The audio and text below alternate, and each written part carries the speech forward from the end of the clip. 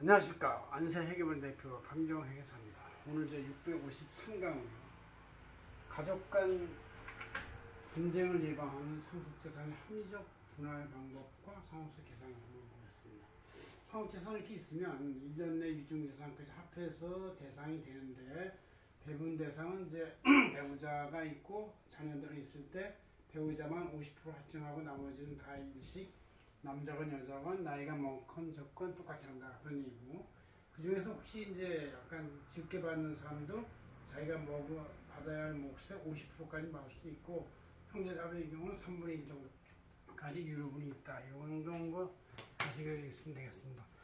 이건 우리 휴가 끝날 무렵인 8월 30일자 안세재임채널 여기에 표지에 이렇게 나와 있는데, 이 내용은 이제 국세청에서 나온 그 양도세, 증여세, 상속세 이런 거에 대한 아주 수백 페이지짜리 내용 중에 핵심된 요약뿐만을 저희들이 요약을 해가지고 굉장히 잘 만들었어요. 그래서 그거의 표지로서 제가 원래 준비했던 원고를 강의하는 것이죠.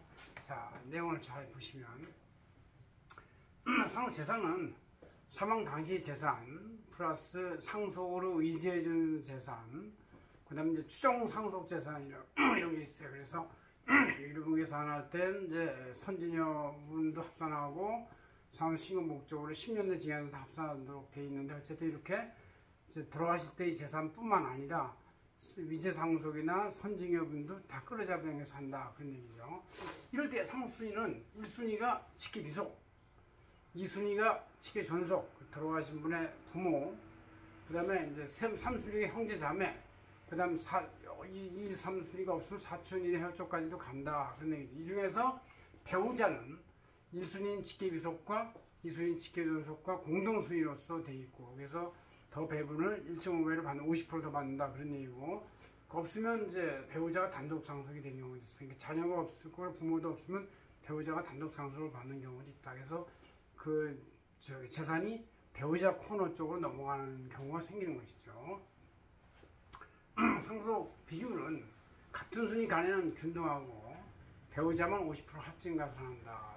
그래서 이제 1.5배다, 이런 얘기. 그러니까 만약에 자녀가 둘이다 그러면 1대 1대 배우자 1.5, 그러니까 3.5분의 1.5가 되니까 약 한 40%쯤 됩니다.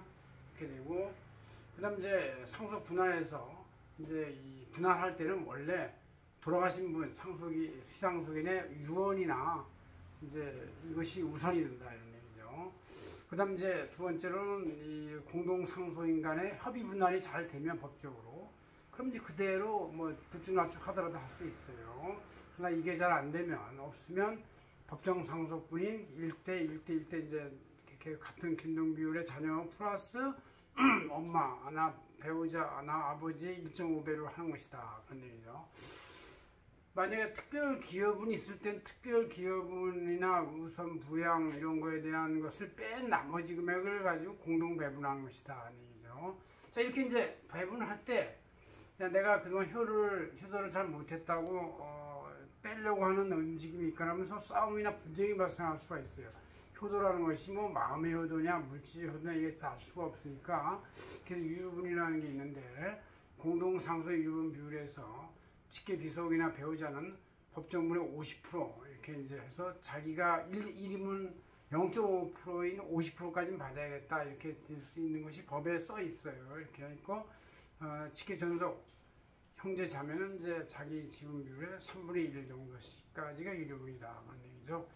유료분을 따질 때, 그러니까 유료분이라는 건 서로 이제 자신의 지분이 좀 적어서 야 내가 욕심을 낸다든가 아니면 자기 권리를 주장할 때니까 아무리 이해관계 갈등이 생기는 거예요. 그럴 때는 이제 유료분할 때 할증된 재산 범위는 본래 상속재산에다 1년 내에 징여재산까지 끌어모으고, 그 다음에 손해를 입히려고 만약에 어떤 의도가 있었을 때는 1년 이전에 징여재산이라도 끌어잡아당겨서 합산을 한다, 그런 얘기죠.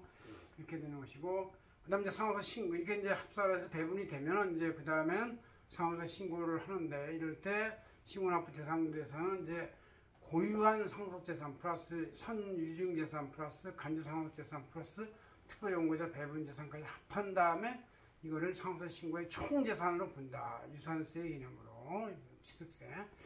그럼 이제 여기다 가산합산하는 것은 이제 상속인 10년 내 징역, 이 상속인은 이제 직기 존비속을 말해요.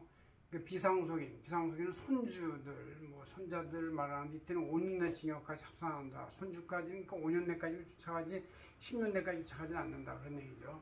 그다음 1년 내 처분액, 5억 이상 중에서는 2년 내 처분액까지 합산한다는 얘기죠. 이렇게 가산해서 합산해서 상속계산을 하는데 이럴 때 이제 제외 금액은 비과세, 문화재 같은 거, 공익출연재산, 유직연금 등 이런 것들은 제외시키고 한다. 이런 얘기죠. 자, 이렇게 이제 계산하고 나서, 합산하고 나서, 그 가산이나 감액을 빼온 나머지 금액에서 이제 공제금액은 자녀 등의 일괄 공제금액 5억이 되고, 배우자 일괄 공제금액이 이제 5억에서 배우자의 실제 비율대로 상속재산까지 되는데, 이 중에서 최대한 되는 30억이 된다. 그런 얘기죠. 여기다가 금융재산 상속공제 20%인 2억 원까지, 또 그 다음에 이제 공동 동거 봉양 주택인 경우도 5억까지 빼주는 게 있어요. 자, 이럴 때 자녀도 없고 배우자도 없는 경우에 기초공제는 2억 원이 될 수가 있다. 그런 얘기죠. 자, 이렇게 해서 이제 다 공제금을 빼고 난 나머지 상속세율은 1억까지 10%. 그럼 이제 보통은 이제 한 5억 내지 10억이 빠지니까 상속재산이 한 2, 3억, 15억 정도 돼야 이제 빼고 나면 1억이 생기는 거예요. 그러니까 이제 상속재산 10억 내지 13억까지는 세금이 안 나올 수도 있어요. 이렇게 보시면 되고, 그 초과 1억에 10%, 그 1억 초과부터 5억까지는 20%, 5억 초과부터 10억까지는 30%, 10억 초과부터 30억까지는 40%를 타는 것이고, 웬만큼 집이 뭐 이렇게 강남에 있어가지고 그 금액이 한 3, 400억 나가면 이렇게 되는 거예요. 그 집을 상당 부분 한 20%, 30%를 내야 되는 것이죠. 30억 초과에 대해서는 50%의 세율이 적용되는 것이다. 그래서 우리가 이 서울에 수없이 많은 아파트가 이렇게 있는데 이것이 다 여러분 것이 아니고 언젠가 부모가 돌아가시면 20, 30%, 30, 40%까지 국가로 기속돼야 할 의무가 있는 금액이다. 이렇게 보시면 되겠습니다. 고맙습니다. 한세결 대표 방정혜였습니다.